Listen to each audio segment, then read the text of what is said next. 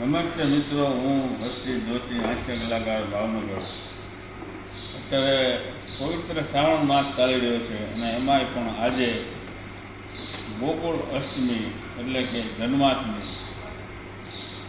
શ્રીહરિ પોઢિયા જે ઉદરમાં એ જનની જ્યાં ઘેર છે. શ્રીહરિ પોઢિયા જે ઉદરમાં એ જનની જ્યાં ઘેર છે કે એ જ વિચાર મને અકળાવે કે બીજી રેતના શું હાલ હશે. અખિલ બ્રહ્માંડનો માલિક જે માના ઉદરમાં આવી ગયો હોય ને એ માના હાથમાં જો હથકડી હોય તો એ ઇતર સમાજમાં કેટલો અધર્મ વ્યાપ્યો છે. એ અંધારી કોટડીમાં જે જન્મ્યો હશે એ કેવી કરુણા હશે. આજ 5,500 વર્ષ પછી હું તમે જેની કલ્પના કરી અને હૃદયના અડવાળા સમ બેઠા થઈ જતા હોય તો એ જનેતાનો આક્રંદ કેવો હશે જ્યારે કૃષ્ણ જન્મ થયો હશે. અંધારી કોટડીમાં એક સંતાનનો જન્મ થાય એટલે સગો ભાઈ આવીને પગ પકડીને ભીતમાં માથું પછાડે. એક સંતાનનો જન્મ થયો, પગ પકડી અને ભીતમાં માથું પછાડ્યું. બીજા સંતાનનો જન્મ થયો, પગ પકડી અને ભીતમાં માથું પછાડ્યું. ત્રીજા સંતાનનો જન્મ થયો, પગ પકડી અને ભીતમાં માથું પછાડ્યું. બીજે 7 લોહીના લાલ ધાબા થયા. એમાં કરુણા પ્રગટી અને 8મું સંતાન આવ્યો કૃષ્ણ કનૈયો. અંધારી કોટડીમાં આહિર કુળ અવની ઉપર નો ધમીર હયાત. આહિર કુળ અવની ઉપર નો ધમીર હયાત તો દેવકીજીનો દીકરો આજે કંસના હાથે કપાત.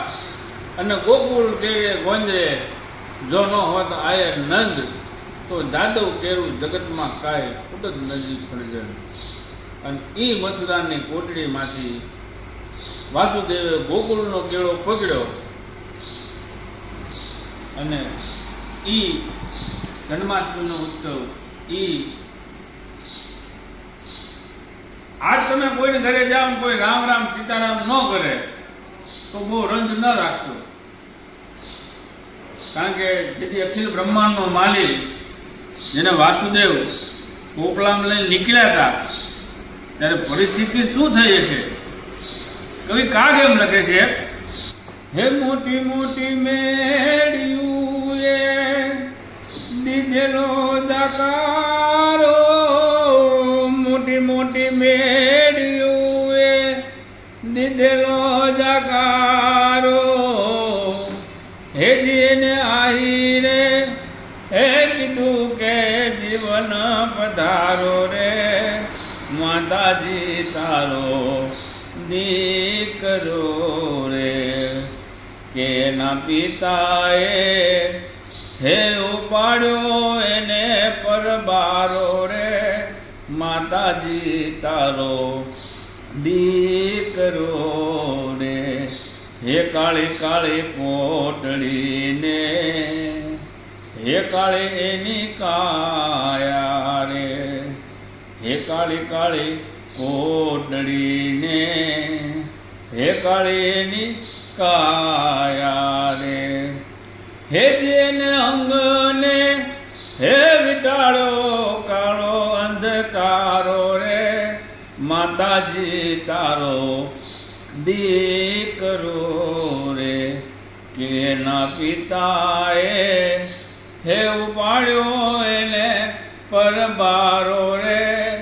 માતાજી તારો દીકરો રે. હે કાળી કાળી કોટડીને કાળી એની કાયા રે. હે એના અંગને હે વિટાળ્યો કાળો અંધકારો રે. માતાજી તારો દીકરો રે. ને ઘણા સમય પહેલા વઢવાણના એક લાલ કવિ થઈ ગયા, એને બહુ સુંદર વાત કરી હતી કે અબ બદલ ગયા હે જમાના મુરારી કૃષ્ણ બન કે મત આના. અબ બદલ ગયા હે જમાના મુરારી કૃષ્ણ બન કે મત આના. મય અને માખણ માગીશ ના અહીંયા તો વેજીટેબલ ના વેચાણ હે. આ કળિયુગ છે. અબ બદલ ગયા હે જમાના મુરારી કૃષ્ણ બન કે મત આના. મય અને માખણ માગીશ ના અહીંયા તો વેજીટેબલ ના વેચાણ. અને એથી તું નથી અજાણ હવે સમજી લેજે હામળા. એથી તું નથી અજાણ હવે સમજી લેજે હામળા. અને અહીંયા આવું તો કહેજે કે હું કાર્યકર છું. અહીંયા તો કહેજે કે હું કાર્યકર સૌ તો મહેલ ઓફિસ મળશે, નહીતર ધક્કા મારી ધકેલશે ચપરાસી તુને સાંભળા.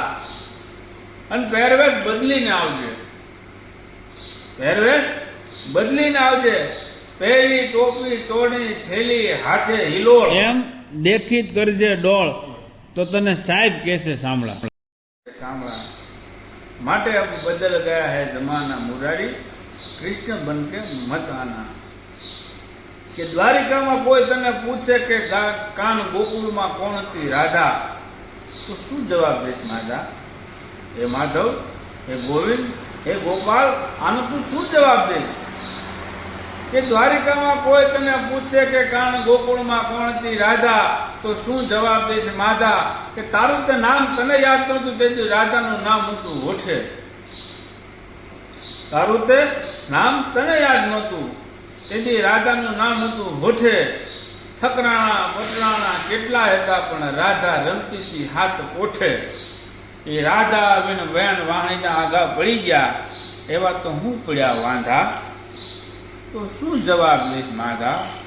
હે માધવ, હે ગોવિંદ, હે ગોપાલ, આનો તું શું જવાબ દઈશ?